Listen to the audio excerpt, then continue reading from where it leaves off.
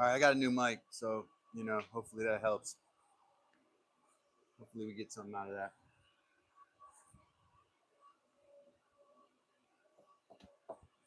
It's not going to send out alerts.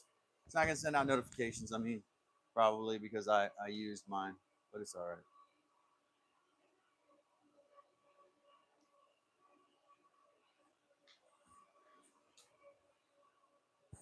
Let's scrape this grain off. I got to do it anyway. Got to be done anyways. It's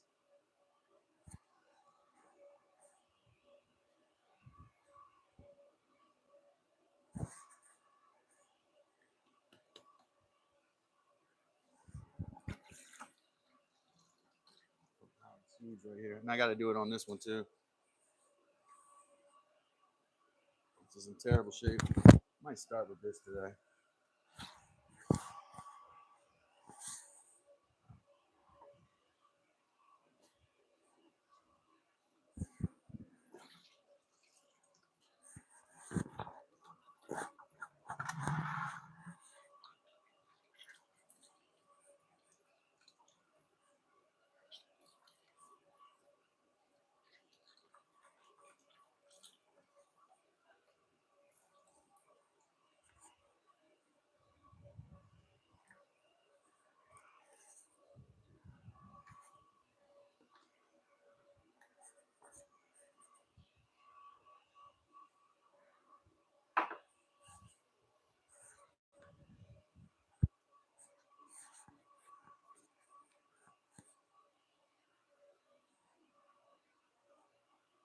I don't know what's going on, man. Whatever.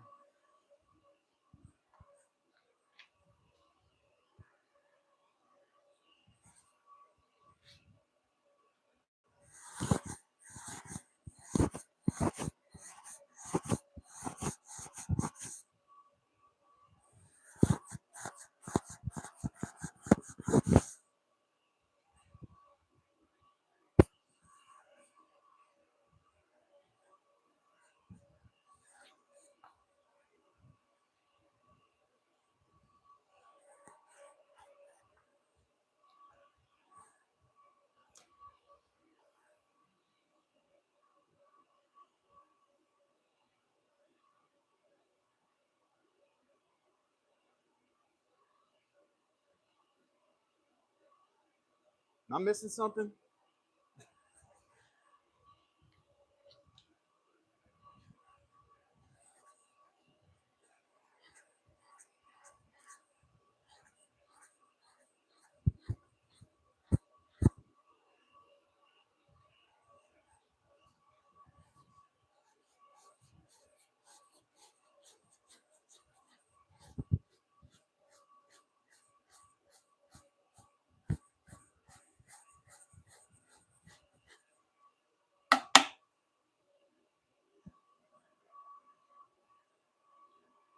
Yeah, we do usually do a bit better than 6 viewers, but I don't think they're putting me in the shorts feed right now. So I don't know what's going on. I probably won't make this live stream public. So if you're here, welcome.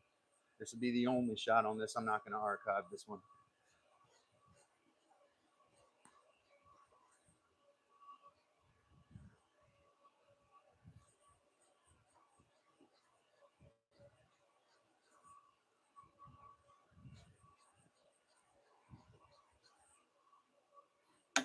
Yeah, I'm not going to sit here and do this. Hell no. Bye, y'all. Oh, what? Are we coming back? Is it anyone in here who I know? Or are these just randos? Like, this is just not my usual numbers. It frustrates me the hell out of me when YouTube does this crap, man. I'm gonna start complaining like everybody else. Keep my mouth shut all the time.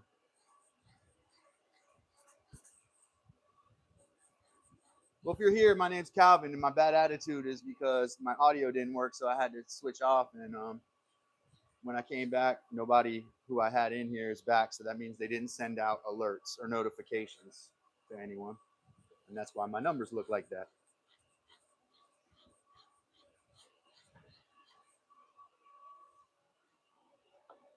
Sorry, not even my girls in here. That's how I know they didn't send out notifications.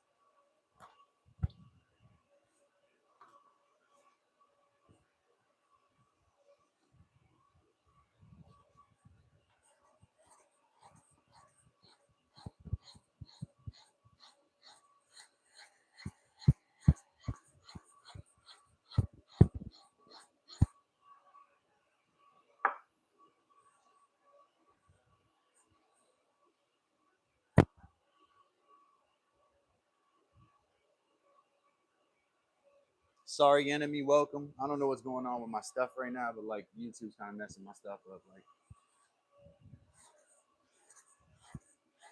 I'm mad right now.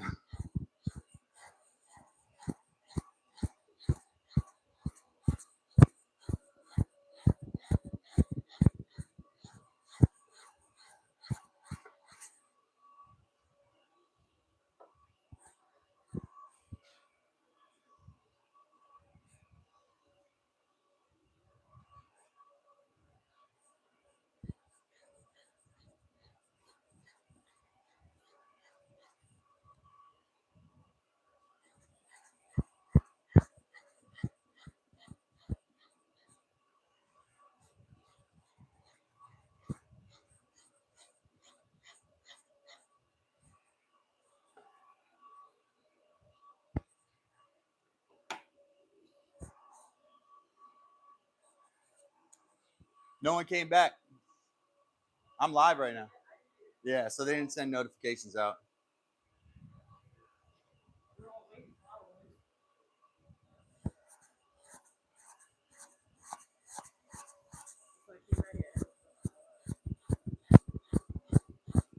I switched mics. I don't know how long the battery's gonna last on this one, but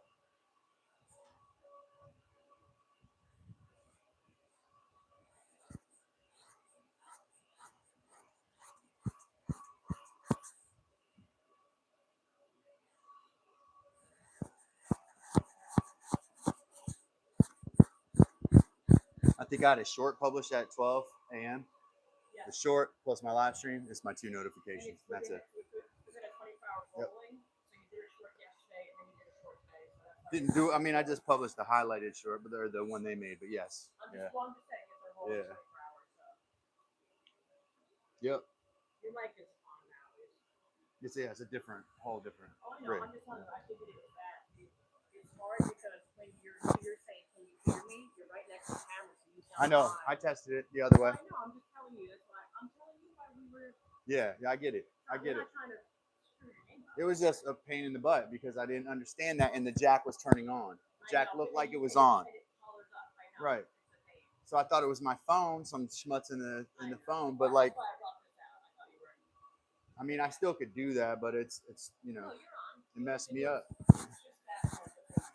Yeah. Oh, good. He probably came through my channel page, most likely. Yeah, I'm going to frizz a couple pellets today, including this one. I'm going to scrape the flesh side of this, but then I'm going to put the grain side up and I'm going to frizz it, meaning remove the grain from it. I'm going to remove the grain from this one, and I'm going to remove the grain from this one that has all this grain damage. Y'all see that grain damage on there? This is bark tan. It's been in oak bark tannins for, I don't know, about a week. And you can see there's tremendous grain damage there. So what I'm going to do is actually scrape all the grain off and make it into buckskin. But that's called frizzing, and it's quite a laborious process. Oak Ridge, welcome. Glad to have you. Now, Oak Ridge, let me ask you, did you get an alert or a notification that I was on?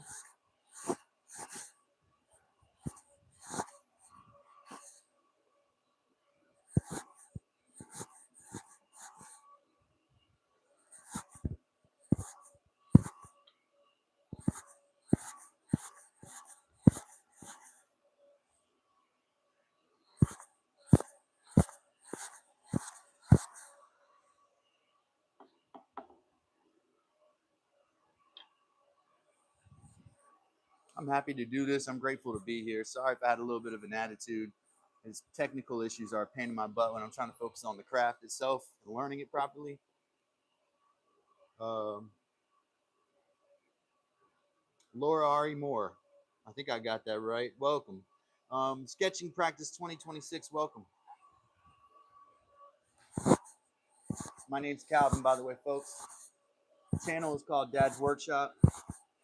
We do lots of different stuff, but for the last couple months, we've been doing leather making, not leather work, leather and fur making. And I'm new to it, but I'm taking in a lot of information every day. I immerse myself into everything I learn. I do it like 24 hours a day. I wake up thinking about it. I go on my run and watch videos on it. I read about it, and then I practice it. That's how I learn things. It's my ADHD. Try to use it to my advantage.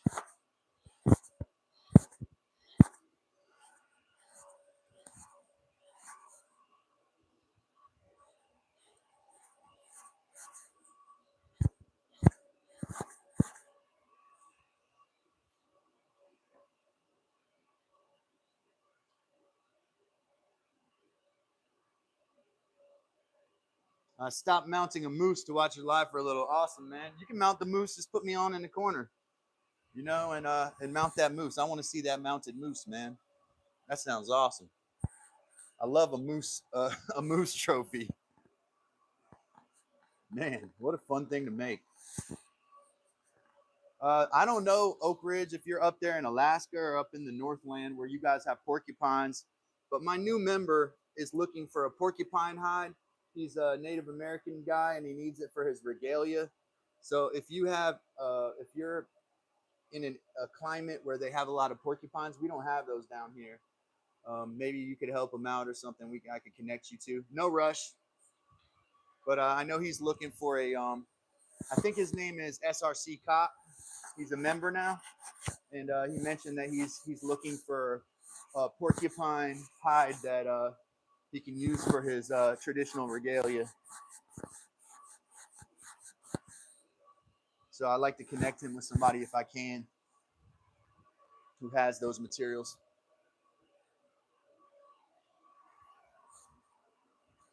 I don't think he told me what his nation was, yesterday, but we'll ask him if he pops in today.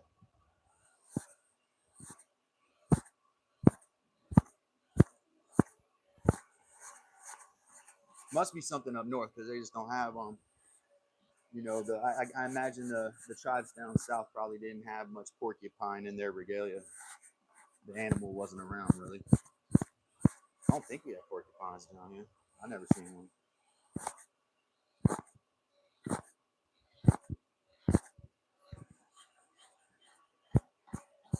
How's everybody doing, man? It's Friday, right?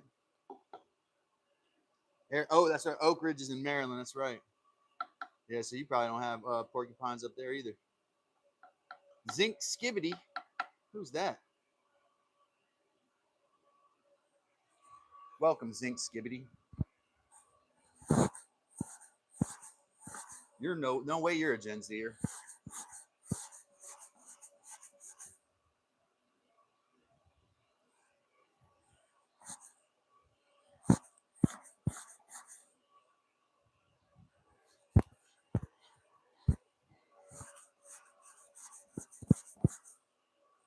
Somebody must have sent you a moose then, right, Oak Ridge? Y'all don't have moose up there, so somebody sent you a moose to mount, huh? I am me, says Zinc Skibbity. And me I am. At least I am not us. Or I am not we.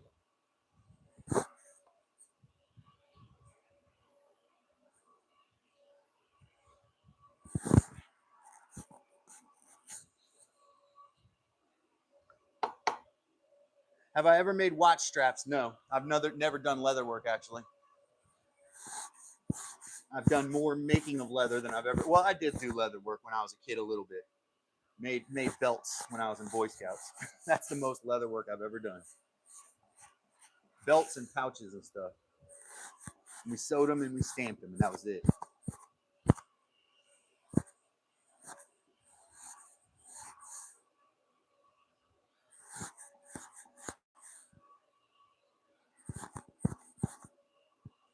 I'm going to learn it soon, though. And when I do, I'm going to go 100% into that. There'll be a lot of sewing stuff and making of hats and different kinds of garments with the leather that I have. That'll probably be kind of what I do over the summer. It'll be so hot. Doing small work like that will be much easier and more comfortable. It's so hot out here, man.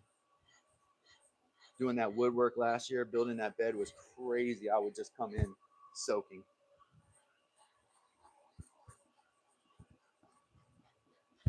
And I know it gets like that in Maryland too. So Oak Ridge taxidermist probably knows it gets very hot. Now he might have a better tolerance for it.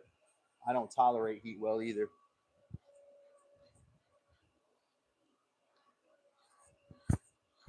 It's a similar climate here to the way it is in Maryland. Not too far away, only a state between us, really. Oak Ridge taxidermist became a member. Heck yeah, man. Let me get my drum. Got to do a drum roll.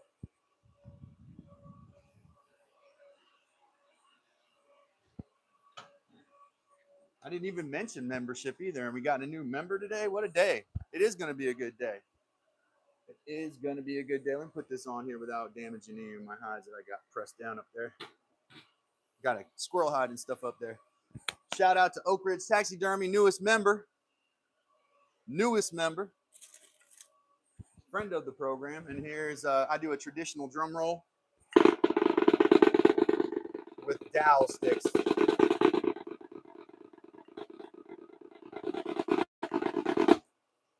Oak Ridge Taxidermist, brand new member on Dad's Workshop. Thank you, Oak Ridge. We appreciate you. Second drum roll. I always do a second encore drum roll. That was kind of ugly. I like to start with fourth sonda right here. Oh, messed it up.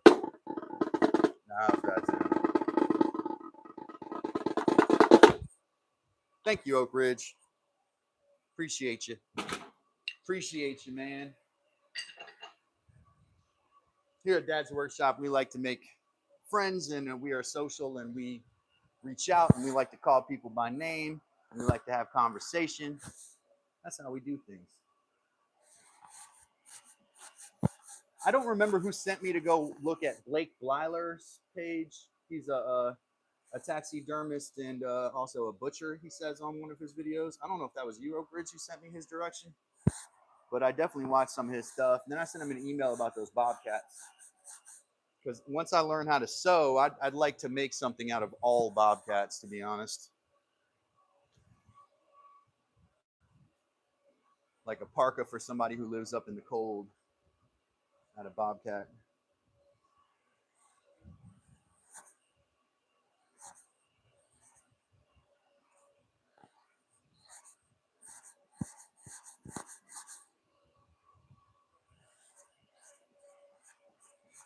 Thanks again to our newest member, Oak Ridge Taxidermy. We appreciate you so much. We currently have, I want to say 16 members, and I'm proud of that. That's a big deal for me. I think some of you see some pretty large channels don't have that many members. So, you know, we're happy to have new members. This hide right here, I got to tell y'all, this hide has been messed up. So this hide was in tannins for a while. Then I took it out. I put it back into a lye solution. All of the tannins leached out. So if you can imagine, the water turned black, and basically dark red, black. And I'm like, wow, look at that. All the tannins leached out. Then I baited it with dog poo. Then I brined it or pickled it, washed it. I washed it between all of those steps, put it back into the tannins, and it did absolutely nothing. So what I'm going to do is I'm going to scrape the flesh side of this hide, and then I'm going to frizz this hide too. I'm going to take the grain off of this one also and turn this into buckskin. I think this would make a really good thick piece of buckskin. It's a very thick hide. I think that's why I struggled so bad with it. I wasn't scraping it enough. I didn't put enough effort into scraping. So then the hide got tanned unevenly. So I wanted to undo everything. It wasn't bringing in tannins because the flesh side wasn't scraped properly. Is what I believe was the problem.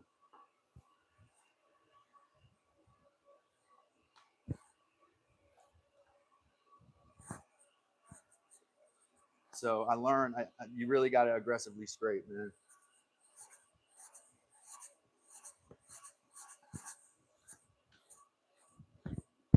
I think I scraped it once too, but I think it was so far gone that there's no way those bare spots were going to catch up. So it needed to be basically leached of all of what was in it, put back into the pre-tanning stuff, like the stages before tanning.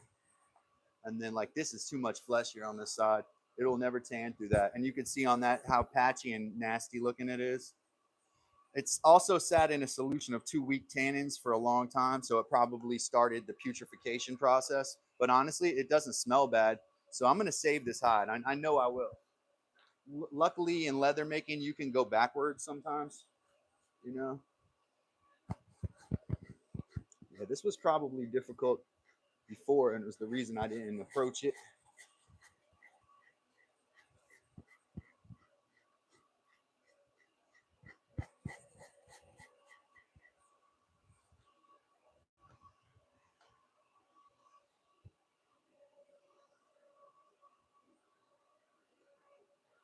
Let me read this. It says, Skibbity said, that one hanging on the wood arm there looks so thick.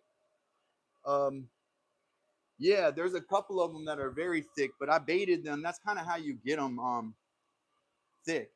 You have to put them through a number of processes. And I did not do that with my first hide. And I'll show you it's very thin because of that. And I don't know where I put it. Oh, I got it down here. You see how thin this one is? I didn't put this through baiting. I didn't lime it either. So if you don't lime it and you don't bait it, it's going to be really flat if it's a deer hide, because deer hides are not the thickest leather. I think that deer hides with hair go for a couple $100. Pieces of leather can go for a lot more when they're handmade, depending on how long some, because leather can take a year or 2 years or more to make by hand. But good questions. I heard like suede is only top or bottom half. Is that true? So suede is leather that's been grained on. It's been the flesh side's obviously been scraped, and then the grain side is removed. So what you have is that fuzzy stuff under the grain. You can see on this hide there's tremendous damage to the grain. That's suede right there, right? With the grain removed. Now suede, buckskin is kind of like the traditional suede. If we're gonna, I mean, it's I don't know. I could have somebody come in and probably correct me on that. But buckskin is going to be a suede texture, very soft though. Suede is usually cow skin. That's why I say that. Can't persuade me. This is true. Good play on words. Sonny Rath must be a dad, coming with the dad jokes. Coming with the dad jokes. Yeah, but we're gonna frizz this, so we're gonna remove the grain here, and we will end up with a suede-like material. This squirrel hide is very suede-like, even with the grain on it. This is a squirrel hide right here. This has a suede-like texture, porous kind of a texture. Even on this is the grain side right here. This is the flesh side right here. So you can see it's a suede-ish texture. It's a nice textured leather. I've pasted that down to this board using fat, I think. Try to make sure that ooh, people like that. Gabrielle, welcome. Sonny, Zinc, a new member, Oak Ridge Taxidermy, friend of the day, Oak Ridge Taxidermy. Oh, they're doing it again. YouTube apologized for this mess the other day with these freezing stuff. Why are they doing this again? Is it frozen still?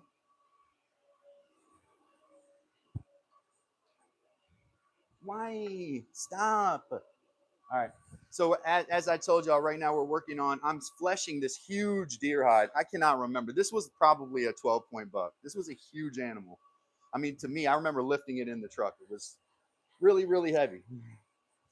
So its hide has been difficult for me, and I'm a novice. Generally, novices start with small hides. Even my fleshing knife here is meant for smaller hides. I'm okay with that, though. I'm going to make it work.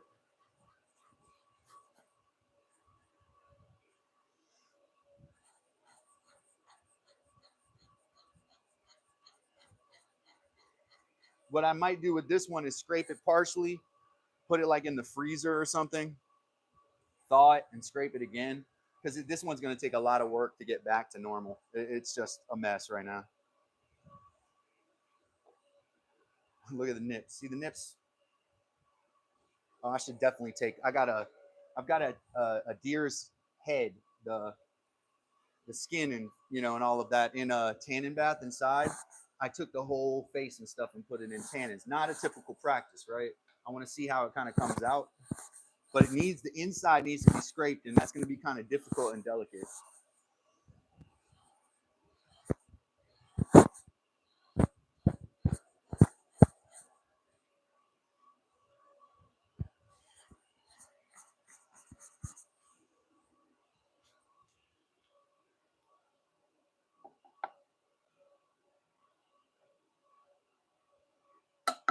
Just go along with it, Heather.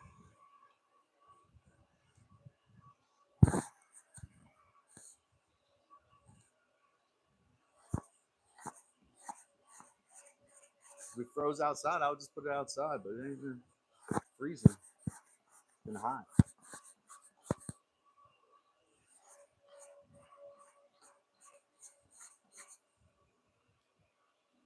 What I noticed too on the beam is you got to go all the way to those edges and press those edges out. That's how you get that schmutz off the edge. All the fats and flesh and all of that's going to go to the edge and hold there. This may be obvious to people who have done this for years, but something I just kind of noticed.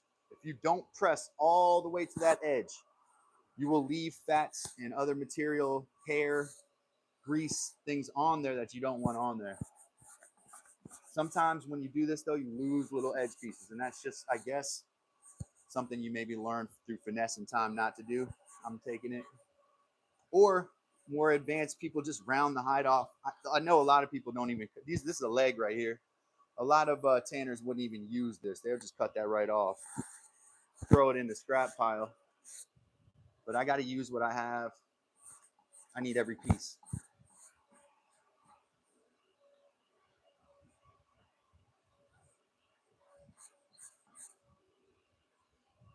Don't want to do that.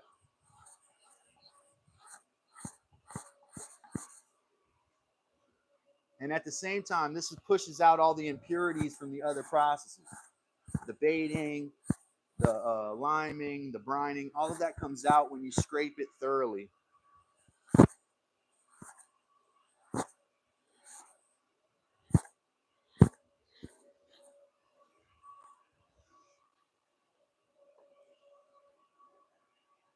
I hope I answered Robert's question. I'd say a hide is like somewhere between $200 and $400. And I think it just depends on the market you're in, whether you have access to those there. They're probably more expensive where they're rarer. Like I bet you could probably, it's probably more expensive to sell a hide in England than it is here in the US by a long shot, because you can't really hunt there, you know?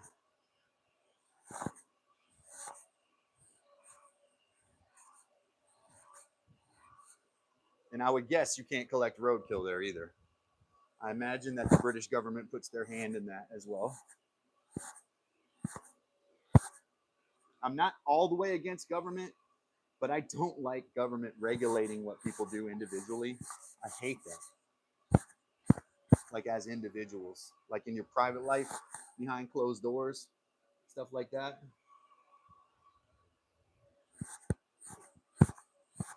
Or when it comes to like taking care of yourself.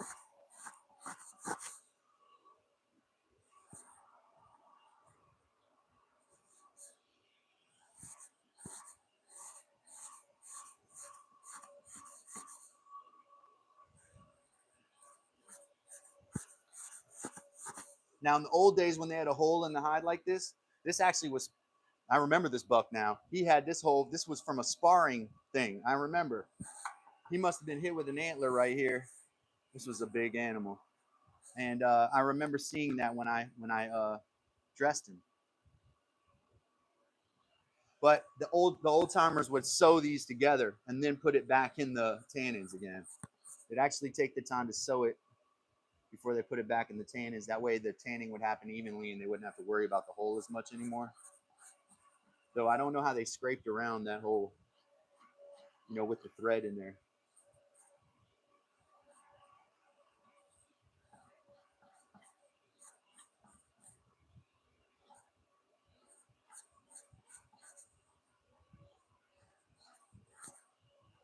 Now, the way the lady said that I saw, and she's pretty good, she's well known for this, she start on the other side by with a center spot like this, and then go like this off to the sides. And that's how she removes the grain. She removes it from a center point to start and outward from there, which I was like, okay, that's a good organized way to do it. I can understand that. Another big shout out, Oak Ridge Taxidermy, newest member of the channel. Daphne Raven 6745. You definitely have a new subscriber, sir. Thank you. Finally, someone else I can watch processing hides who has experience and knows what he's doing. Actually, Daphne, can I full disclosure? I don't have tremendous experience.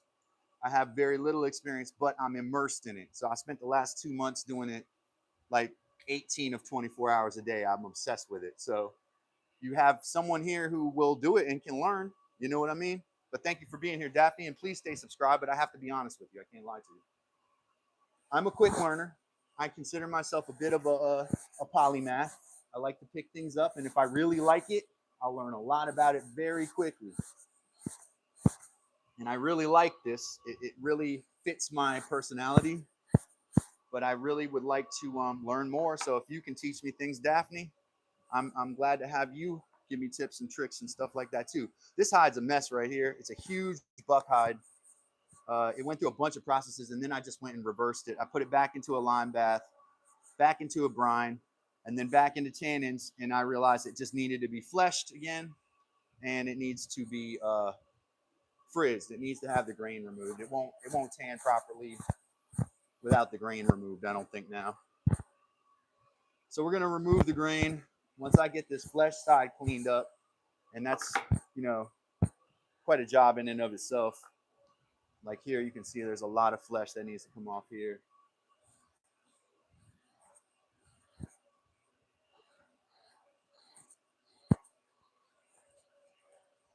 This is the neck. I can feel it. The neck is tough. Neck has that thick skin. Like the Eskimos would make their hats and hoods with the neck skin. And then also it's known for soles on shoes and moccasins because it's very thick and sturdy. This is like 8-ounce leather here on this buck. It feels like it at least. It could change over time.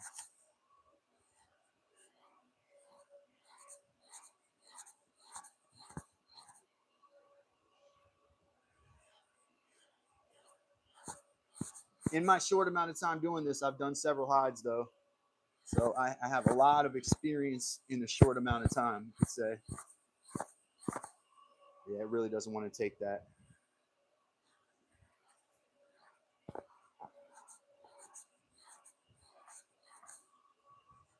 Let's see what Daphne said.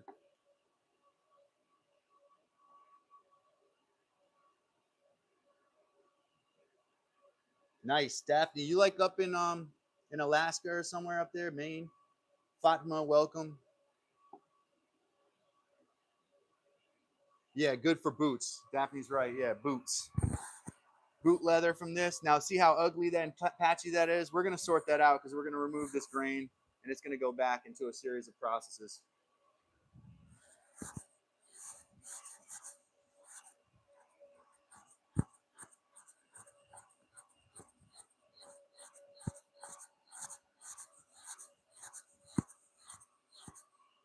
I want to take my draw knife to this so bad because it's being stubborn. And I don't think this scraper has what it takes.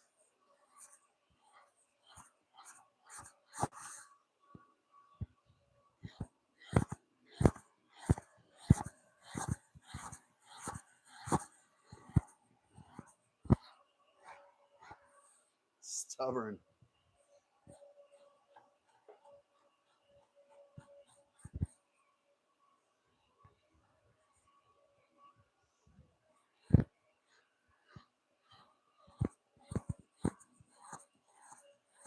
I'm putting tremendous pressure down, y'all. My whole body weight.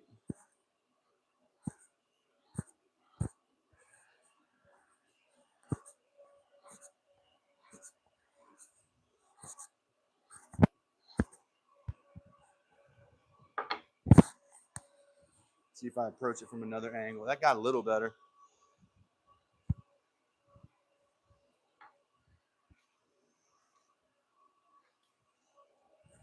It's addictive. It's definitely addictive to do this. It's very tactile. It's very fidgety. It's very conducive, I think, to somebody who has ADHD or something like that, because you're really, it has a lot of intrinsic reward to it when you finish a piece. You're like, wow, I can't believe I made that.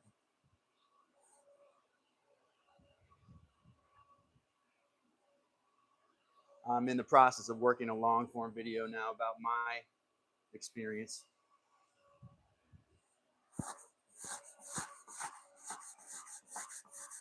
Again, pushing all that stuff to the end and all the way off the end. Make sure it goes off the beam.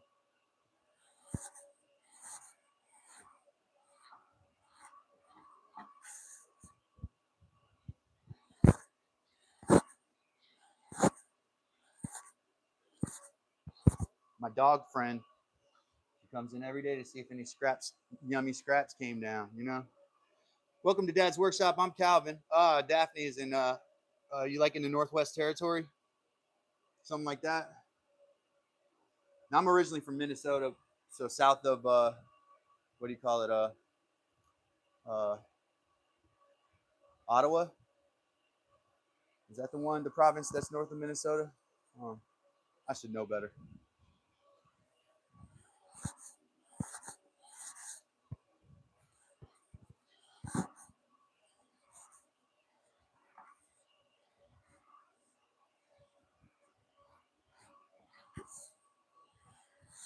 Yeah, this hide processing thing is, man, there's so much art to it. It's way more art than science. There's some science, but there's so much art and so much craft. And if you pay more attention, if you do things with care, you end up with better material, I think. And then obviously the people with experience can do it a little easier.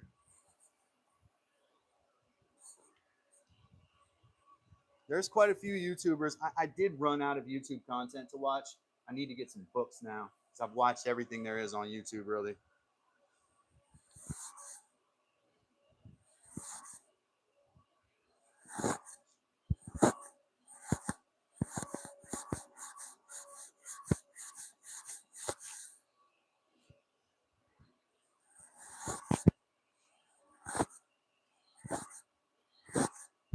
There's like, oh, I just did a big old scratch in that hide right there. There you go. You saw me make a mistake. Yeah, so I slipped and slid sideways with my tool. I let up on my pressure. That's why they tell you to work from the top of the beam and scoot things down, because you lose your downward force as you lean down the beam more. And I put a big old cut, but it's close to the edge, so. Yeah, you lose your leverage as you move down the beam.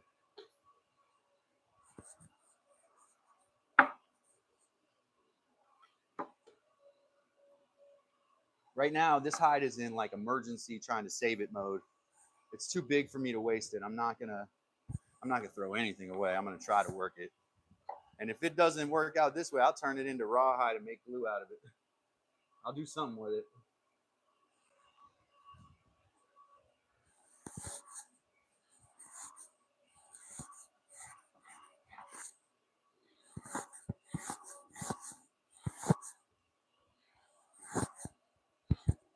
Yeah, I should be sticking towards the top of the beam here. And then move it up. This is the way they tell you to do it. I'm not good at listening the first time I'm told things. As I said, ADHD, right?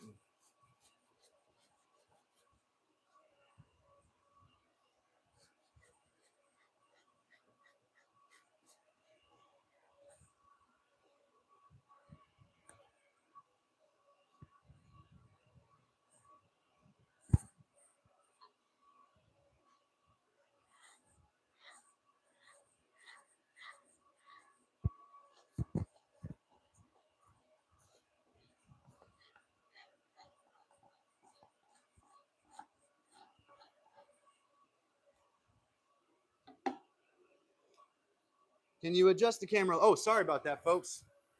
Heather's busy. She would have told me about that. Absolutely. Sorry about that. Here we go. Top of the beam. There we go. Sorry. Thanks for telling me too. I wouldn't have caught that. Can you see now? No, you still can't. Is the beam in? All right, there it is. Yeah, no, Daphne, you're right. Yeah, no, it's all right. Thank you. Sorry, y'all. Yeah, and I'm moving. You know, it moves a little bit.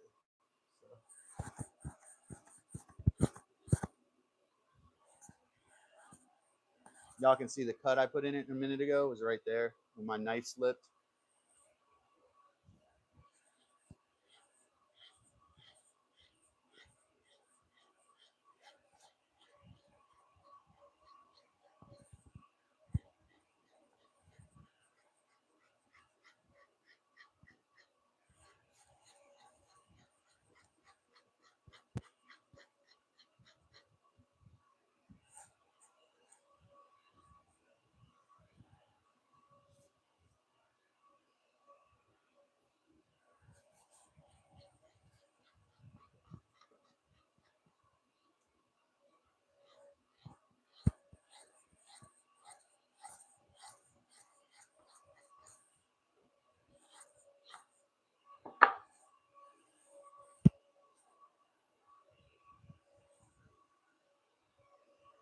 So the key spots are the light spots on here that didn't get fleshed off right. Right here, and I want to attack this aggressively here. This is a spot where it's very thick, and then the flesh is being very difficult as far as being removed. Can y'all still see me?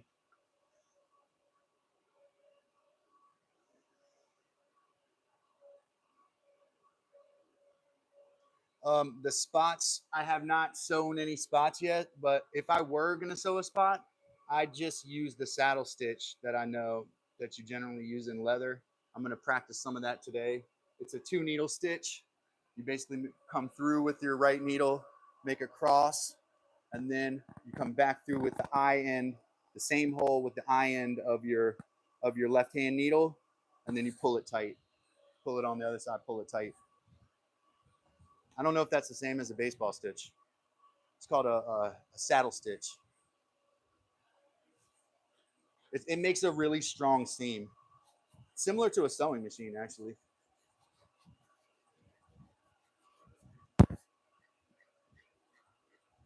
That would be my approach. That's the stitch I've studied the most because I think I'm going to use it quite a bit for the type of work that I'm going to do once I get my hides tanned and all of that.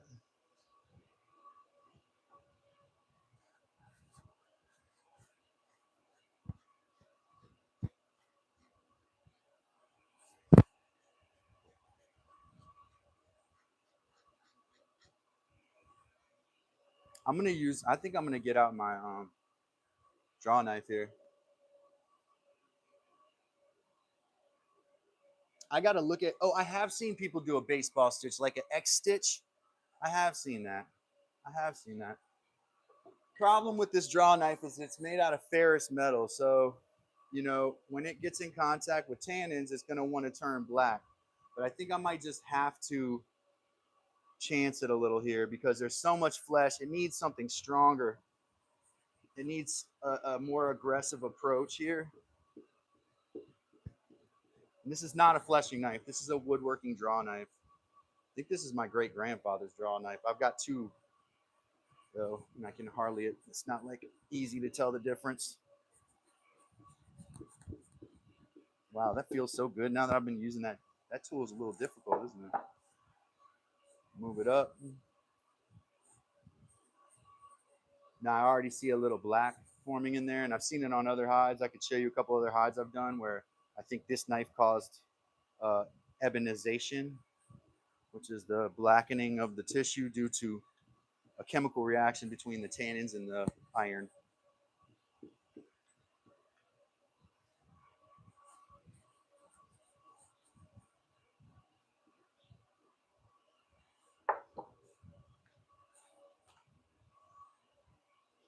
This flesh here is just so stingy, so difficult that it needs a heavier tool.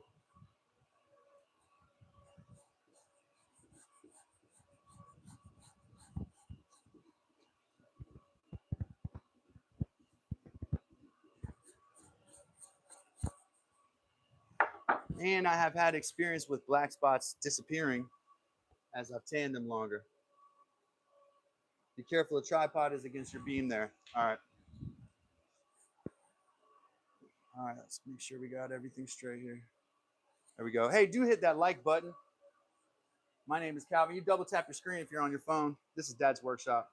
What you see behind are some raccoon pellets that I've done. These are brain tan ones. Pretty proud of these. They came out well. This one's, I made a short about it. It's from Ashland, Virginia. So it may be the trash panda that went to the liquor store. We don't know. But beautiful coats. I love raccoons, man. I'm kind of a big fan. If I could just do raccoons, I probably would.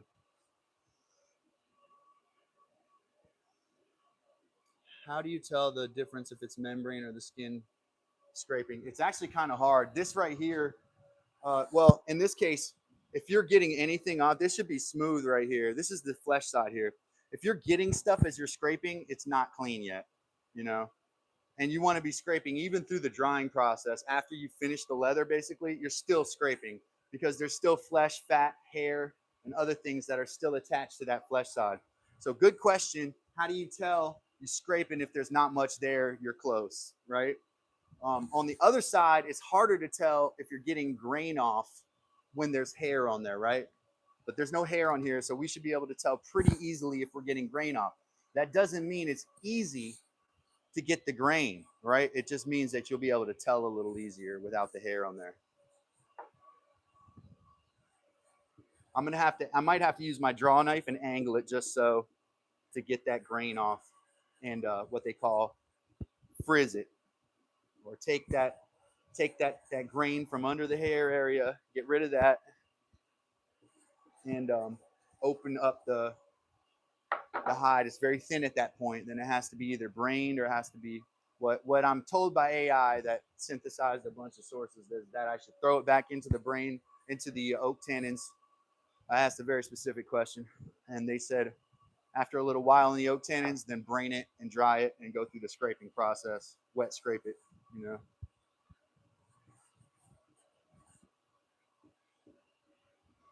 There's a tremendous amount of scraping that goes into making a hide properly. And some guys have machines. There's a channel that someone sent me to the other day where the guy has a machine that he puts these furs through that scrapes the flesh side. And I can imagine that being an advantage, you know. But there you see, that's kind of down to the most, that's where it has to be when the hide's finished, somewhere in this area here. Hopefully you can still see. Lawnmower. You know, I was just thinking about using a lawnmower blade today to make a knife, like put handles on it and just put it through the grinder, grind the blade down and sharpen it. I was thinking about that very thing today. Very interesting that you brought that up.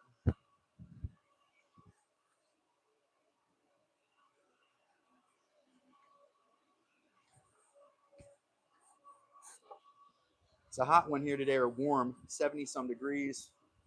It's already in the upper 60s, I think.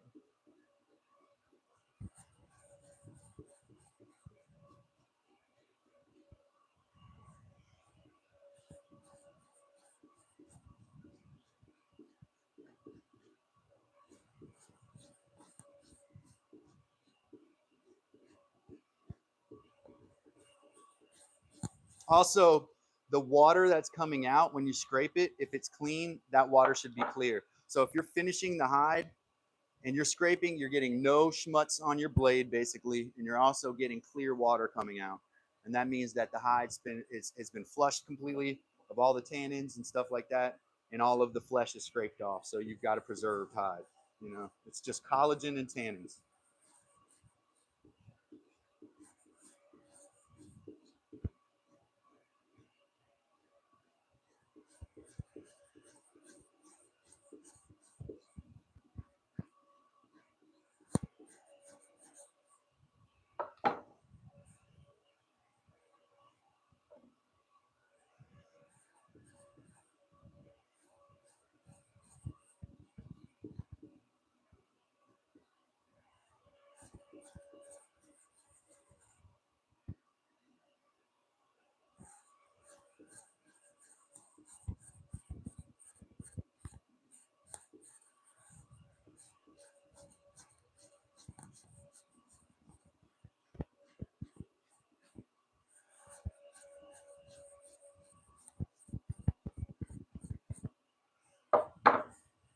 Not for the work shy.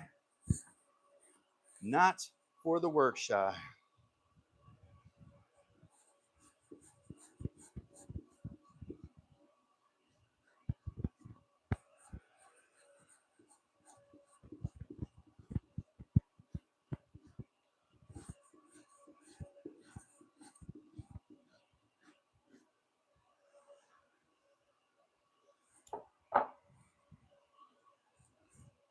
I'm going to segue from this spot here. Huh? I can't hear you. What we got here? I need my glasses. I so much want to tan a small hide, but finding oak tanning or tanning in my local is hard. I gave up. It's amusing watching artisans like you work. Appreciate you, man. Thanks for coming. There should be some sort of plant or animal material that you can use where you are to tan. Try brain tanning and smoking, maybe. Yeah, borax, also alum. If you have no access to that, alum will dry up a hide. I have a, and it'll keep the hair as well, so you'll keep the hair on. But Jason, welcome.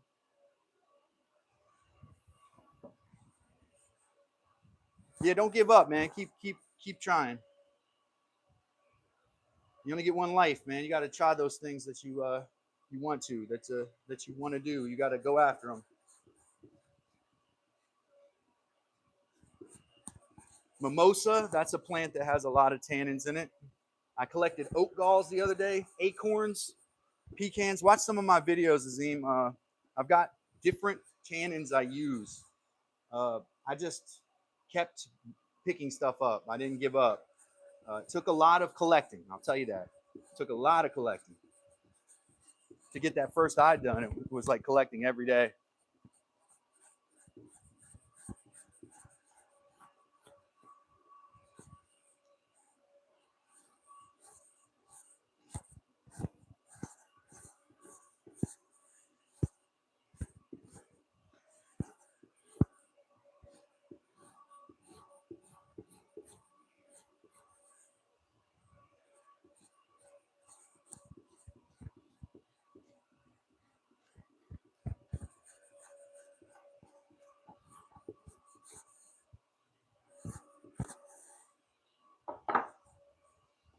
Like I said, with the draw knife, I risk putting black spots all over everything, but I have to.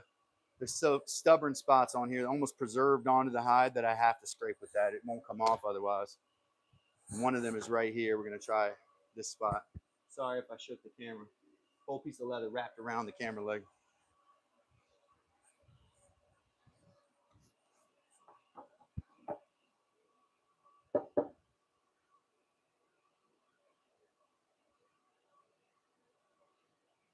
Yeah, so brain tanning is another way to do it. Here we have a brain solution. I use both actually, but this may be a milkshake, right? Psych. It's brains.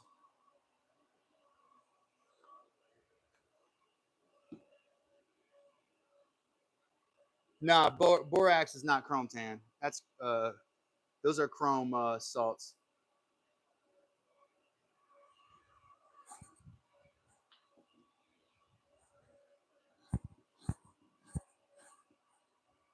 Yeah, I'm gonna make brain tan buckskin out of this piece here. It's gonna have some bark tanning and some brain tanning. The hybrid, I think, is the happy medium. I'm seeing black on here from where I'm scraping this.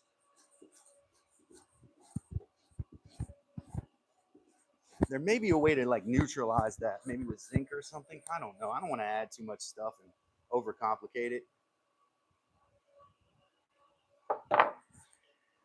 Looking for spots where it was light, patchy light on the other side, and that look unscraped or not scraped enough. And a lot of edges are like that here. Like this needs to be once over again here. This is a large hide, unwieldy, man.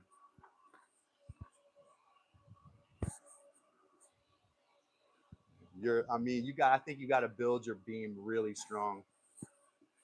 I'm an overbuilder. I tried to make sure I overbuilt this beam, man.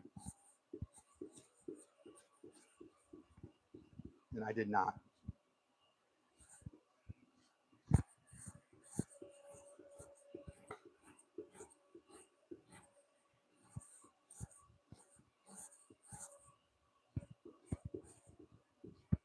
Some of these holes came with the animal. Actually, a number of them on this hide. This animal had like damage from getting into it with other bucks. This was a large buck, over 250 pounds. Very hard to get into the truck. Now I think I've scraped them. I'm going to take the grain off, but I'm going to put it aside for a minute and work on the grain on this other hide because I may be running out of time, basically. Let's take this and let me find a non-ferrous thing I can put it in. We'll just put it in the last one. All right, so here's a bark tanned piece of leather that's really damaged. The grain is extremely damaged on it. You can see right there. Y'all see that? All that damage to the grain. So what I'm going to do is I'm actually going to scrape the grain off and brain tan this, make it into buckskin. Be a hybrid oak tan, brain tan buckskin. But I've never done this. This is not something I've ever done. It's called frizzing. What we're going to do is actually remove this grain from here. I think this can be tricky. Make sure you double tap that screen and like this video. I had a false start of a video earlier, so I lost some of my daily regulars. Shout out to Oak Ridge Taxidermy, newest member of the channel. Do consider becoming a member. It's not very much, and there are privileges. I like to always shower my members with affection, for one.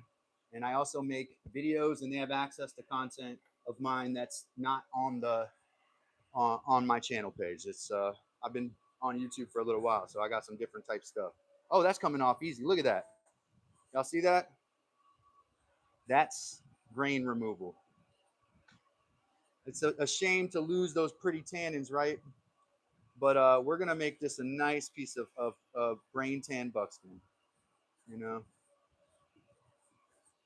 And then after the grain's removed, you don't want to scrape those spots more because you're just wasting your time and energy. You need that energy to scrape.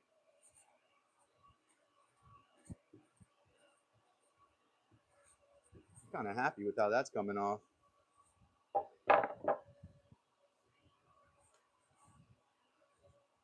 So I would never do this with a tan piece of leather usually, but because of the grain damage, it's so severe. I think it's pissing in the wind to try to keep tanning it like that without taking the grain off.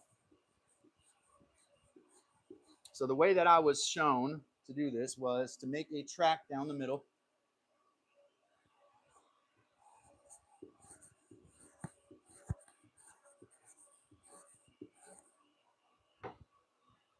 And then go outward from there.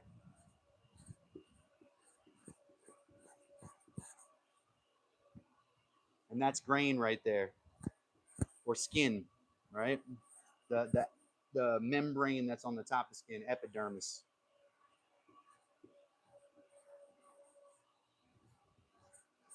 Now, if I had a curved fleshing knife, it would make a cleaner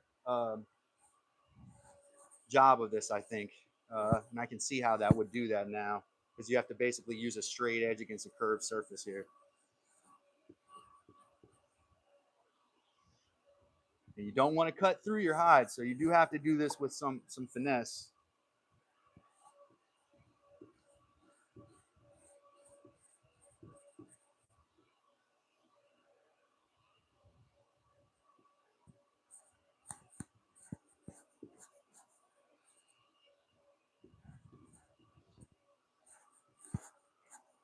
This is also called graining. It's called, in Europe, they called it frizzing. I think it's called graining some other places, or removing the grain.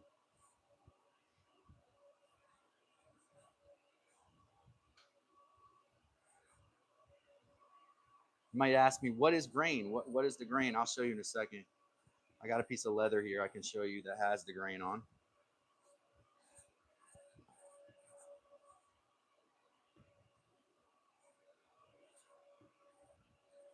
Try to follow all my same rules like stay close to the top of the beam, you know, do all the work on the top of the beam. Let me check my chat. I'm being walked out too.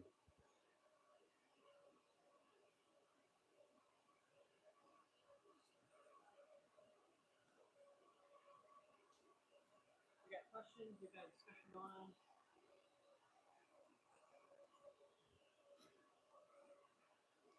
Why do you want fat and meat on skin if you plan to tan the hide?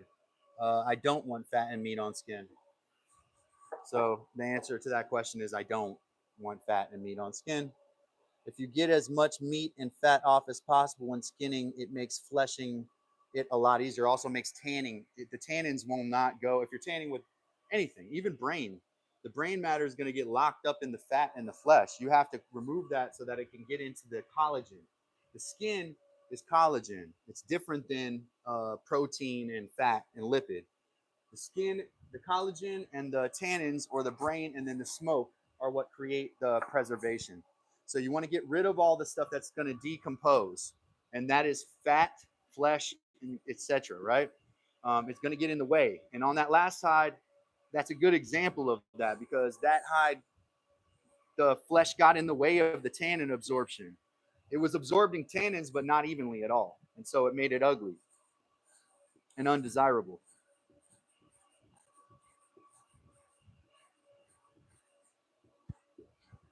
It also sat in weak tannin solution for too long.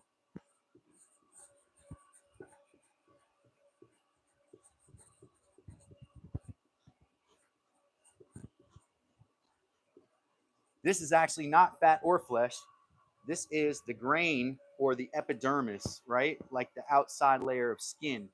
And in this case, we're removing it because we're going to change this piece into a piece of buckskin.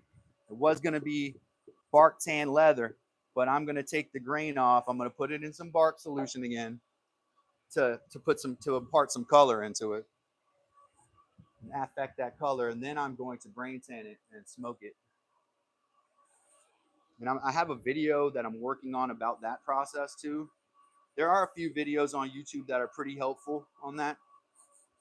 I had to experiment a little to adapt it to what I had around.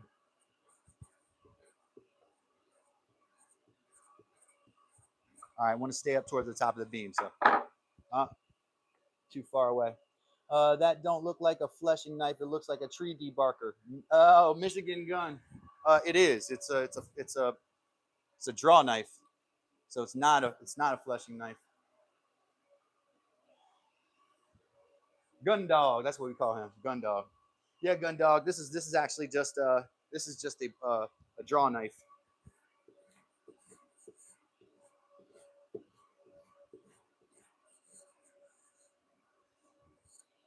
I like how you call it a tree debarker. The reason it's called a draw knife is because one of the only woodworking tools that you bring towards yourself. You're actually supposed to use it like this, drawing it towards yourself, right? Woodworking, I know a lot about. That's how I started my YouTube channel here, was doing woodworking. But in this case, I've got this thing angled just like so, right? And I'm using it to flesh, so I'm actually pushing the tool.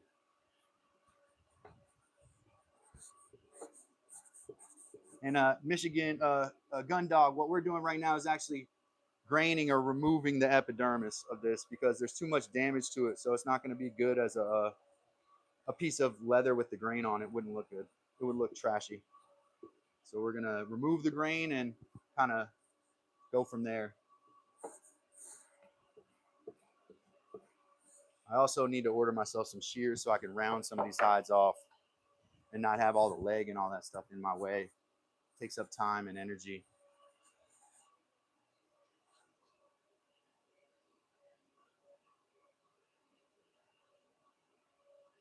Yeah, a fleshing knife has sympathetic curves, right? So you have a curve here and a curve here, and then the handles, and so it's curved to mimic the shape of your log. So a draw knife, the difference if you're looking at it is the blade is straight. So I could take this and put it in my grinder and get one curve, but on a real draw knife you have an actual double curve or sympathetic curve where you have two curves on it. So like on an actual fleshing knife. But people have used draw knives as fleshing tools for a long time. I got to use what I got. I can't afford to buy stuff all the time, you know?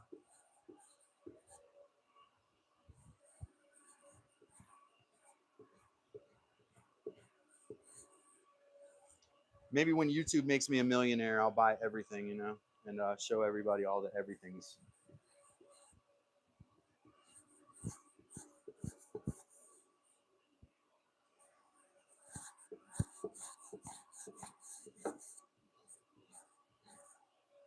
Let me move this up toward the top of the beam because that's where you want to work from. And then you want to keep your beam clean of all the fat and flesh, skin, and all that stuff you want it off of there because it'll cause lumps.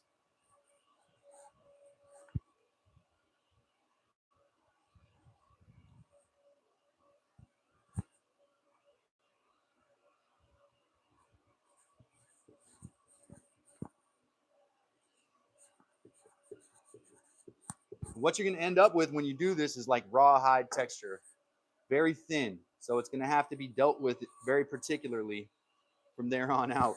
Uh, I was not super psyched about removing grain, but then I watched a couple videos. I was like, oh, I can see how that would be real soft and supple and all of that. That's how you get soft, supple leather. Without the grain on there, you can make it really soft, much easier.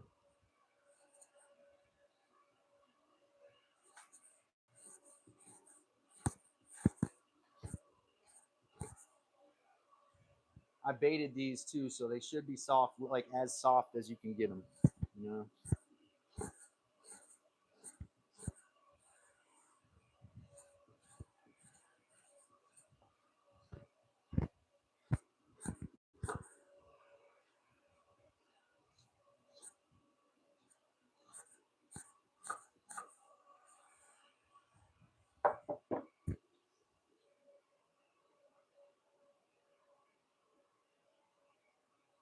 I just did 2 beavers Monday and Tuesday. I said, Jason, I want a beaver.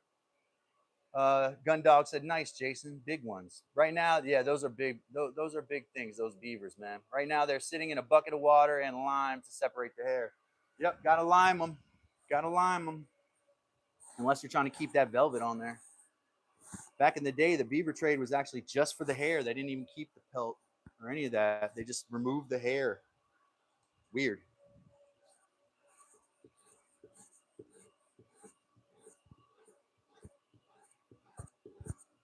That was the only valuable product for the from the beaver, apparently.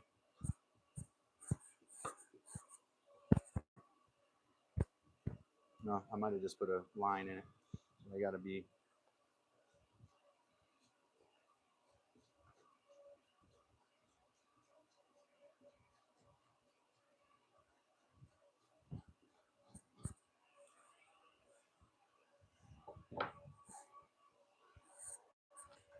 This is not being too difficult. I like that.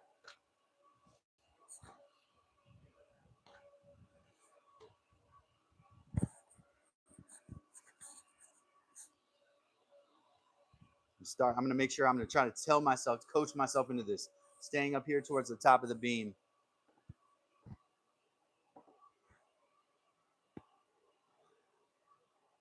Yeah, that's how they used to make them, man. Was those that was the most popular material for hats there in the 19th century. The beaver hair.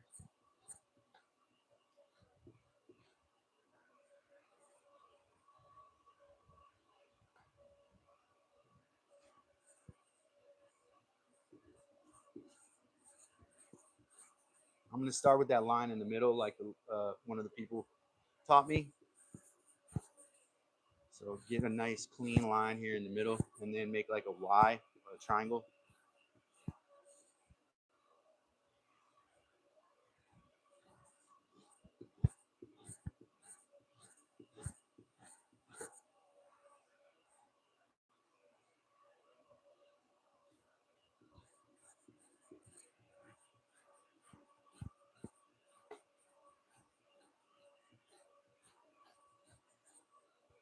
What's happening is I'm getting closer and closer to y'all because my beam is sliding across the floor. Can you still see me?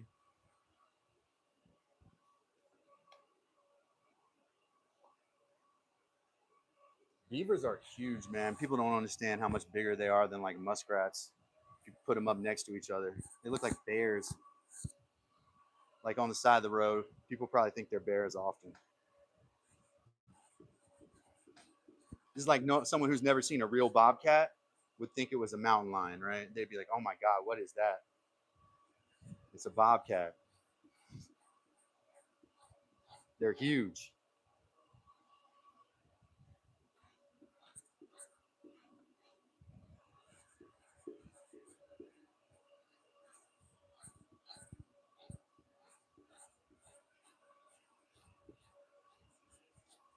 So what we're doing right now is graining this hide, or what's called frizzing, which is removing the epidermis from the hair side of this hide. This is an emergency procedure for me because the hide was the grain side was so ripped up and torn up that it's not going to be useful as a grain leather.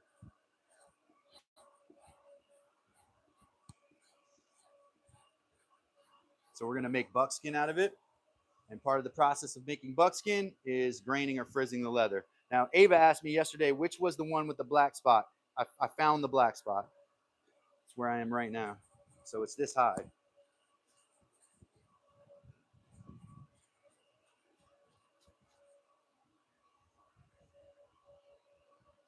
Shout out to Ava. Sorry that I had to stop and she lost her connection to the stream because I had to go away for a minute there. Fix my audio issues. Round off. I want to round this hide off so I don't do all this extra work on parts that I don't really need to work on. Come on, stay tight on that.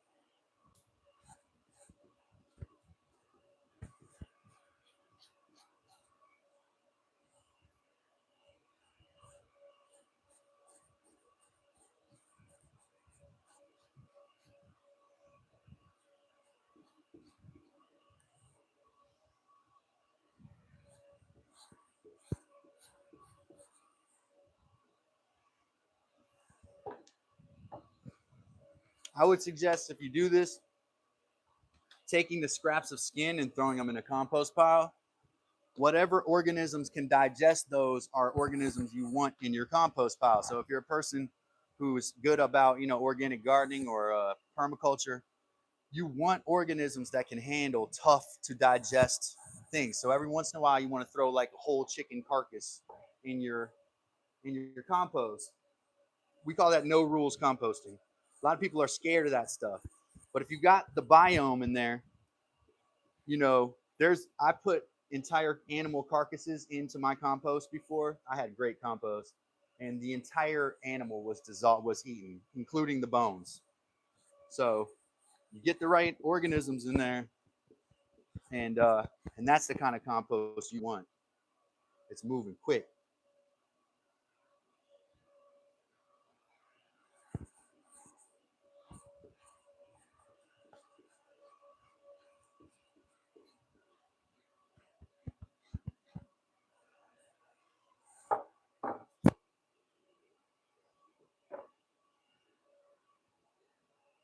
Yeah, yeah, yeah. Funny taste in your mouth, like Gun Dog's talking about, like fat stuck to the top of the roof of your mouth. Hey, Wes Does It. Welcome, welcome, Wes Does It. Friend of the program. Also, longtime member, Wes Does It. Right now, Wes, we are what's called frizzing this. The grain was so damaged that this would not have been good grain leather. So I'm going to go ahead and remove the grain and make buckskin out of it. And that is called frizzing, or sometimes graining. And it's actually going really well. The grain is coming off nice and easy. It can be harder than that. It's like butter. Whatever processes I put this through definitely worked under the grain.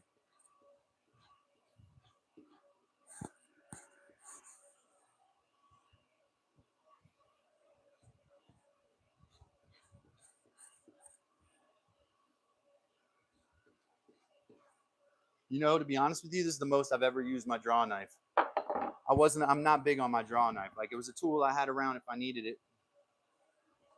But I'd like to chisel stuff if I can in general, you know, and other processes, other techniques.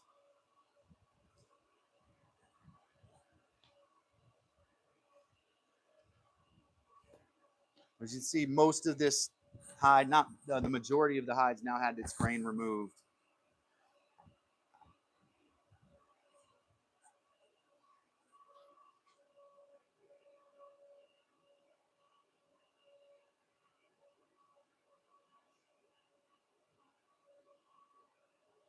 Yeehaw. Yeah, I'm not sure I understand Nortiz. Welcome, though. Glad to have you here. I suppose that's some sort of derogatory, like, classist anti-country thing, but I don't know. Maybe it's not. Maybe I'm wrong. I don't want to judge.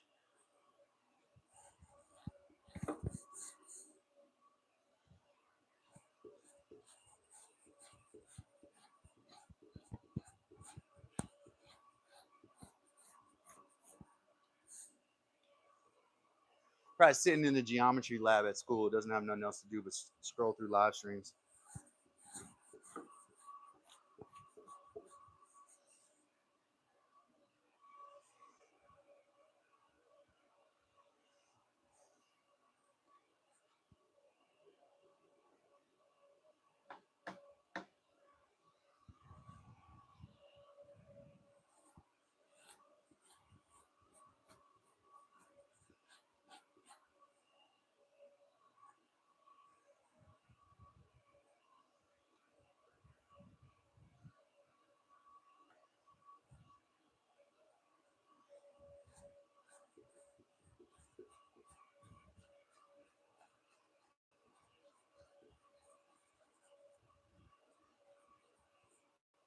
Just come off there. We move that to the middle and move it up to the top of the beam. This stuff is very, very laborious, excuse me, laborious. I'm feeding into the stereotype.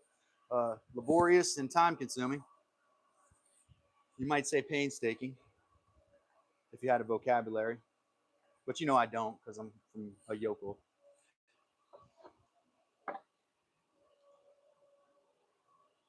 Oh nah, man, I'm not a big fan of the new country music. It's not even really country. It's I don't know. I won't get into the philosophy of it. There are guys doing the old school style, you know, um, kind of outlaw music. This guy Colton Wall, a couple of musicians that are doing the real stuff that involves talent, not just being picked out of a group in Nashville because you're handsome. You know. Now you might sell albums. Only mainstream country singer that I can even bear listening to is Chris Stapleton because he's got that whiskey soaked voice. Other than that, I just can't even bear it, man. He may be the only one actually.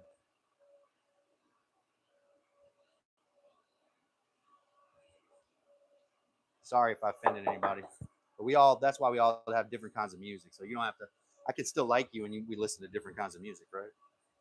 It's all right, you know?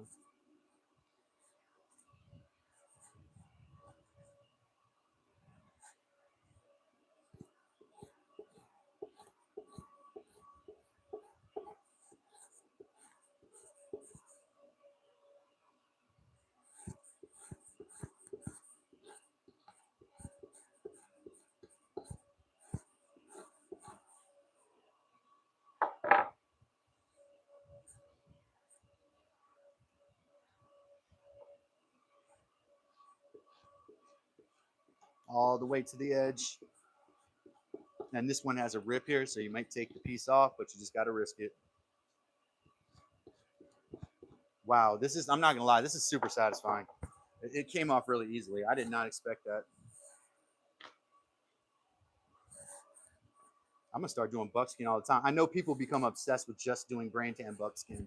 Like it's something that people are super into. There's whole books on just brain tan buckskin and all of the different ways you can get it soft and stuff like that. So I can see how having just done this, how people would do that a lot. Like, I'm going to take this hide and just do brain tan buckskin, right?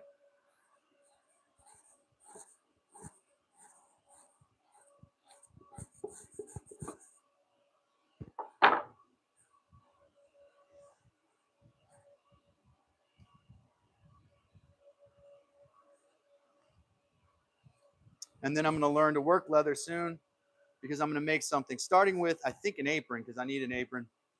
So I'll start with an apron. Calvin, are any of the formulas you make toxic? Do you have to be extra careful to keep the pets away? Um, Everything you do when you tan is slightly aggressive at your skin. That's an excellent question, Wes. Thank you so much, member Wes, for that question. Um, so when you make a lime or lye solution, it's caustic and it can affect your skin. And even the pickle brine with the acids in there, I don't know if y'all can see my skin. I've got like a bit of, I'm breaking out a little bit. I don't know if I can get the right angle to where you can see it. What I think is causing that, I thought it was the raccoons maybe stepped through poison ivy. So handling them without washing the fur, maybe. But it's kind of hard to see in that. I'm looking at it right now. Uh, that stuff is like, uh, it can be nasty. You don't want to stick your hands in lye. I had to start my live later yesterday because as I was walking out the garage door, I kicked a measuring cup that had lye in it, and it it didn't. I don't know if it touched my sock or not, but I knew if that sock got wet, that I could get really bad burns. So got to be. You know that Jess, that's an excellent idea. Jess said, "Do you ever put Vaseline on your skin before working with the lye to repel it?" Well, I will now. Yes, you do have to be careful that you don't let pets near lye water. I do the lye stuff outside, kind of away from the house, and even then, the lye's not super strong. Once it's aqueous, it's strong enough uh, that it can irritate your skin, but not. It's not gonna like you're not gonna fall in it and come out a skeleton, like a cartoon. So I hope I answered Wes's question. Yes, you do have to be careful, and no, the way that I'm doing things is the least toxic possible, because we like to do things the natural way, and this is the way it was done. In the old days, I try to do it the way the old timers do it. Not because, like we were talking about yesterday, I'm a luddite, but because the traditional processes are much safer.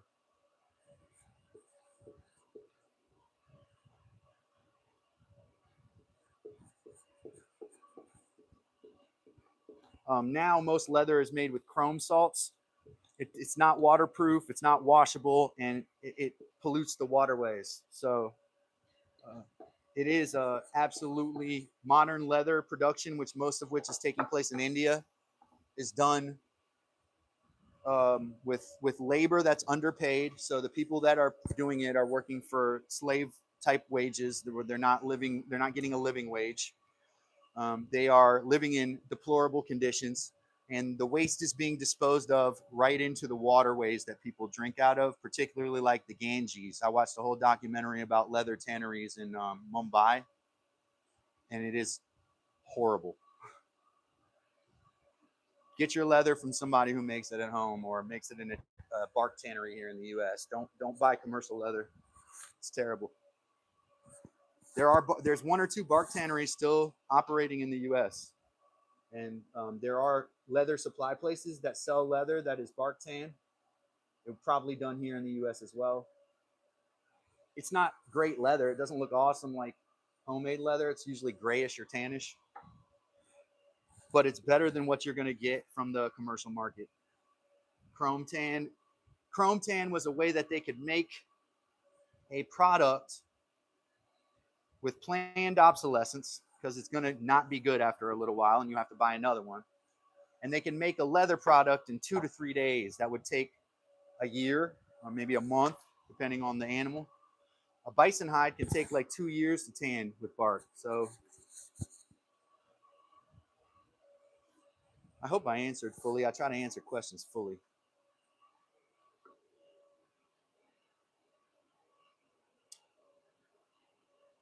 Yeah, actually, the brain is really, I'm surprised someone has not decided to make lotion out of brains. I'm sure it wouldn't sell great on the market. People would be scared of it, but I've never felt anything moisturize my skin like that. It sinks into the skin like immediately, and evenly too.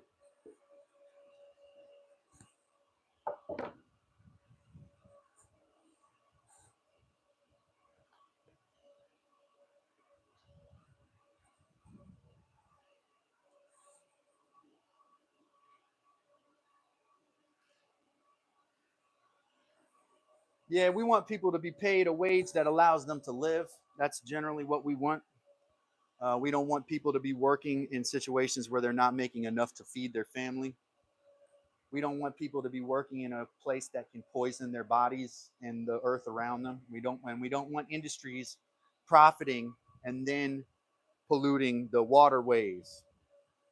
They did enough science on the fish in the Ganges to know that the chromium is not just going away. All right, so we know it's polluting the waterway there, but there's no environmental regulations there. There, people are desperate. It's the only place in the world there that it's cheaper to use humans than it is to use computers or AI or machines or robots. Humans are cheaper than that. So a lot of labor that would otherwise be outsourced to machines is outsourced to wage slaves, in India and third world countries like that, where they are basically not really subsisting on it. I'm not going to say they subsist because what I've seen is that is not the case.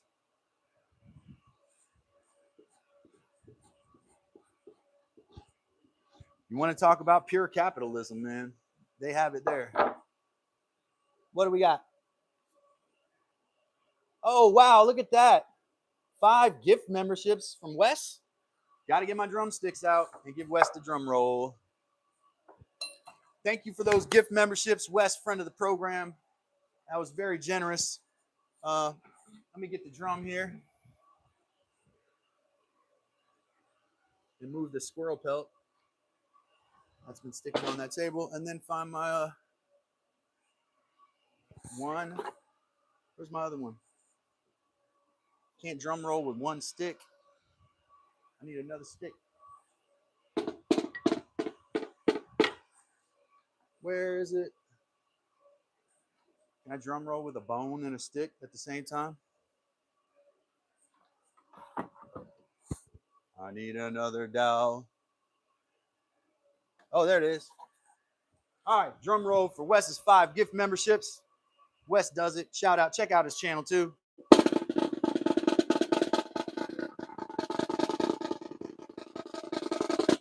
Thank you, Wes, for those 5 gift memberships. Hopefully, they went to deserving folks. I didn't see who. Soldier Farms. That's a good one. There we go. June Ricker. There we go. Ava Rose. Yeah, she needed one too. She's been here every day. She probably doesn't even know we're live right now. She would be here. We got kind of cut off there to start out with. Thank you, Wes. Thank you, Wes, so much for that. We appreciate it here. And we appreciate Wes and his loyalty to the channel and that gift. That's how we keep going here, you know?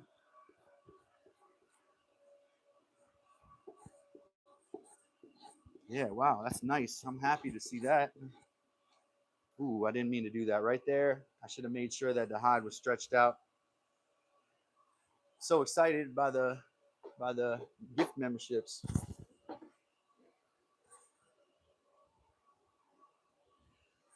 And good-natured mischief. I like that. I would describe that as good-natured mischief.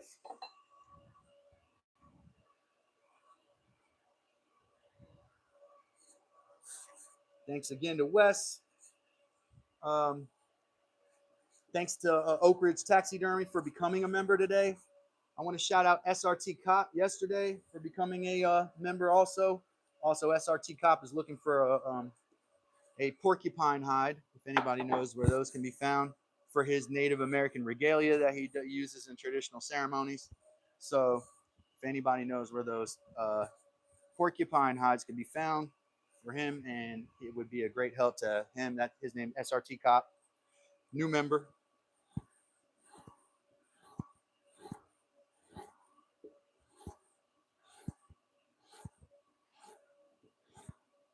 Like butter, man.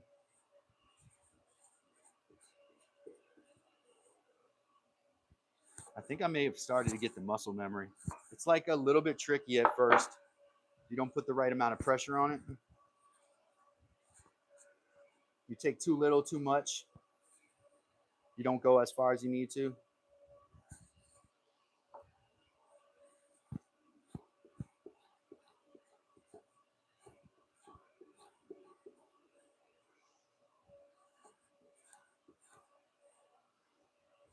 Shout out to Soldier Farms and June and Ricker and all the new members. Soldier Farms, June, Ricker, Ava, and one more. Trey Morgan. Shout out Trey Morgan as well. Also, shout out to another new member, Kevin, from the other day, who we have just added as a member as well. We like to count him as a member. I want to shout out him wherever he's at. Not everybody can make every stream.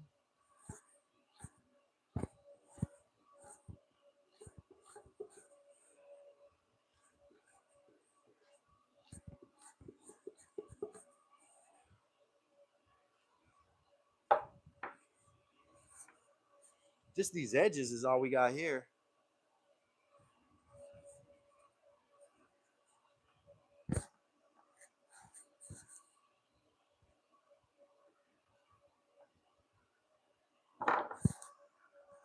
Making leather. We're doing here at Dad's Workshop. And pretty soon we'll be working leather. I'm going to learn these stitches. Wes reminded me, though, by coming in that I owe him a deer hawk, which I have, I think, ready pretty much. This needs to be pinned out and dried a little bit. Those, I think, are tanned all the way through. So I have something coming from Ron in Canada, and I'm psyched because he's going to send me a hatchet. I know that one. But then there's something else that he made, so I'm psyched to do a mail call on that. And I want to pass that on as I like to do. And Wes is very generous. I want to make sure that I send him this hawk so he can make a scabbard for his knife or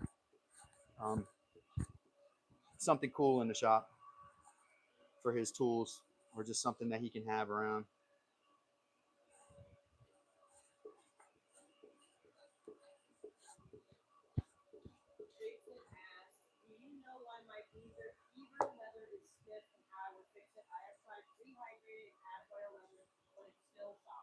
Does it have the hair on it?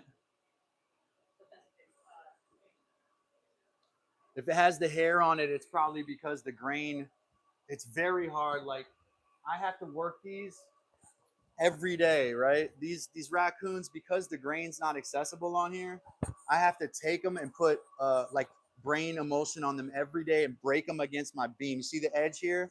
Well, you can't see the edge here. I have to take these and I have to break them against this beam every day, right? I put moisturizer, brain material, egg yolk, and I've got some patchouli oil and some tallow in there too. And I break them against this beam every day. But it is very hard. I have stiff hides too. It has to do with the finishing process. Rehydrate it fully. Get a spray bottle, spritz it. When it's just moist, start adding some brain, some egg yolk, some olive oil, stuff that's liquid at room temperature, so you could get it soft. You know, you want to get that. It's the hardest part. It is the hardest part to get those hides soft, no question. Yeah.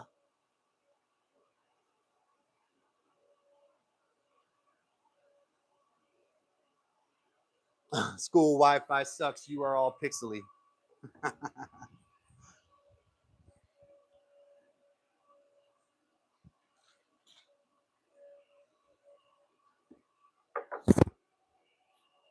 Yeah, Ron is awesome, man. I'm psyched. It took him a while. I told him to take his time, man. I don't want nothing. I don't want to rush anyone.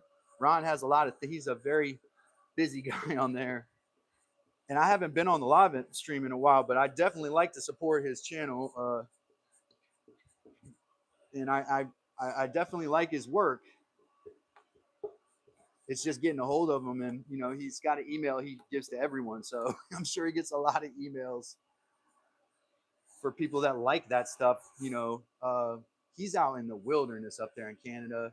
He does antler handle stuff that I like, you know, stuff like that. Really rustic stuff that I can appreciate. I know he was out deer hunting. I don't know if he got a buck this year. The rules are pretty stringent up there. And then to get his, you know, to make his materials, he has to get that buck and use the antlers to make his antler handles and stuff. I don't think he orders them or buys them. I think he gets them himself. I think he could be on Forged in Fire. He makes a good knife. I'm going perpendicular to the direction I was going before. I don't know if I should be or not.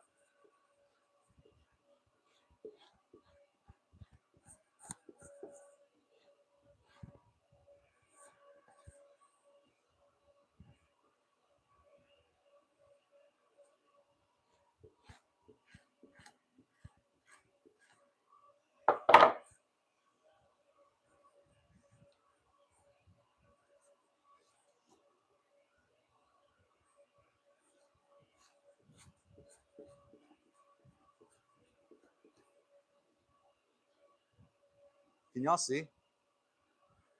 Make sure you can see.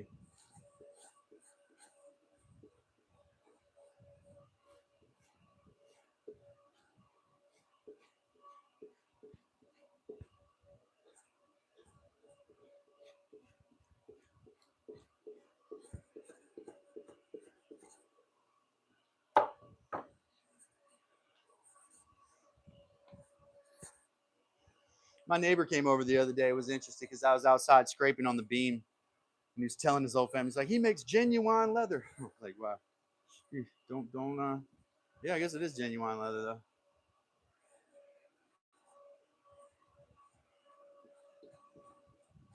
Skills are awesome, man.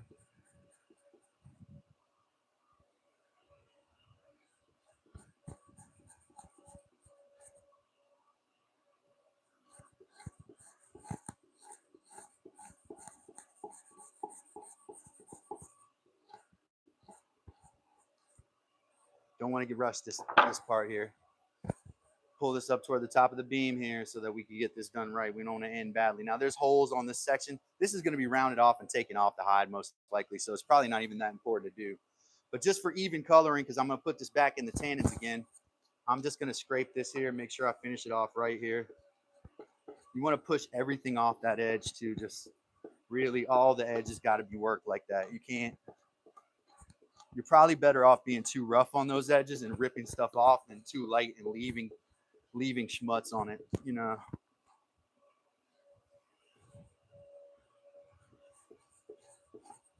This also allows the hide, not just this, but when you scrape, it scrapes out the moisture and stuff that's in there and allows it to reabsorb more of what you're trying to input, right?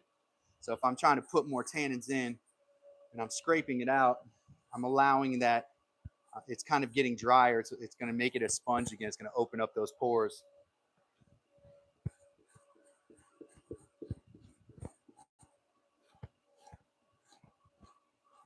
Maybe a little rough right there. Pushed a little hard. Yeah, same thing. We got a burr on here. I don't know. That's not good either.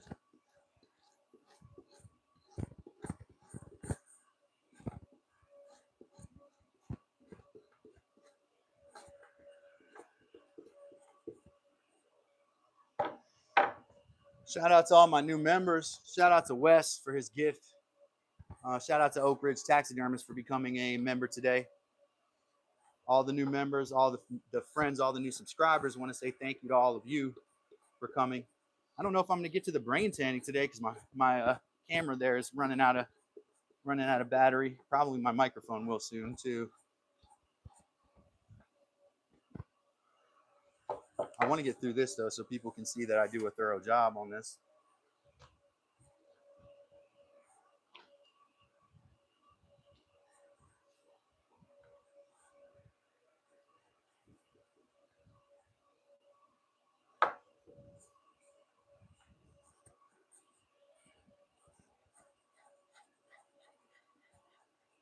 Wow, this scraper does not work well on grain. Interesting. No, it doesn't. It doesn't work well on grain. My draw knife works way better on the grain than that. It bulldozes that stuff right off.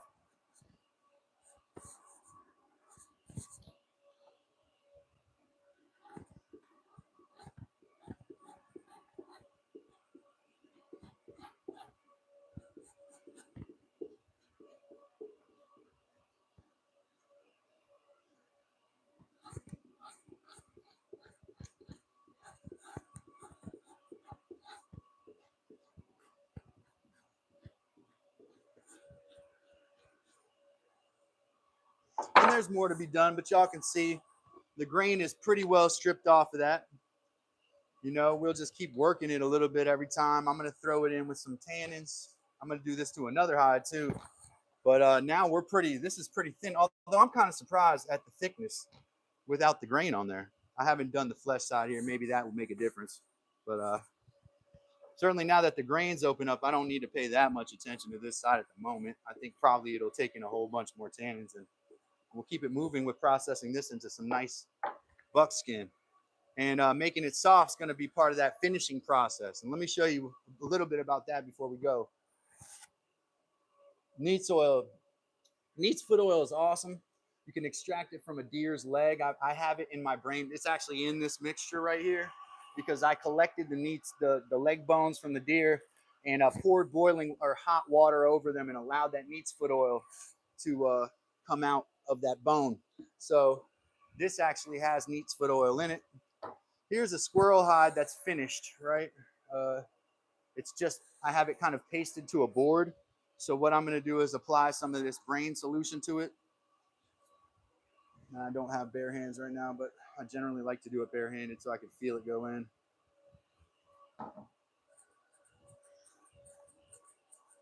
That's the grain side though. You want to go on the flesh side really to start because that's going to be what absorbs it. It's so small, it's such a tiny little thing, these squirrel hides. But they are highly desirable. A lot of people who work with leather really like squirrel. It does have a really cool texture and strength to it. It's thin but strong. So squirrel leather, guys.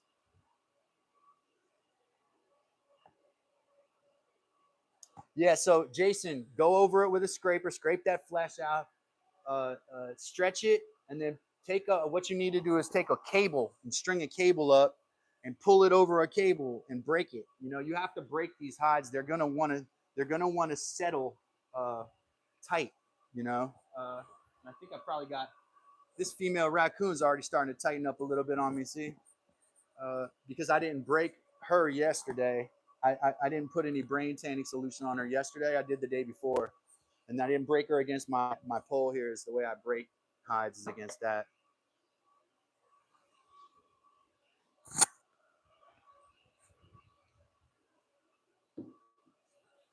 So that's a squirrel, and then there's a raccoon right here that's also finished in the finishing processes here. And it's gonna be pretty stiff leather because it's bark tan, but we're gonna add brain to it. We're gonna moisturize it.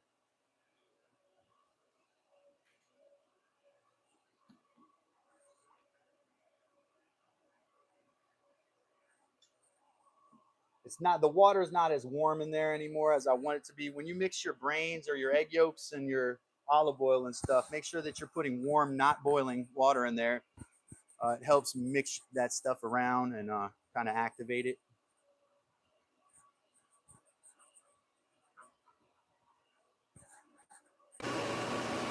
Just want to say bye to everybody. Thanks for coming. Check out my other content. Shout out Wes. Shout out Oak Ridge Taxidermy and all the new members. Thank y'all so much. Take care.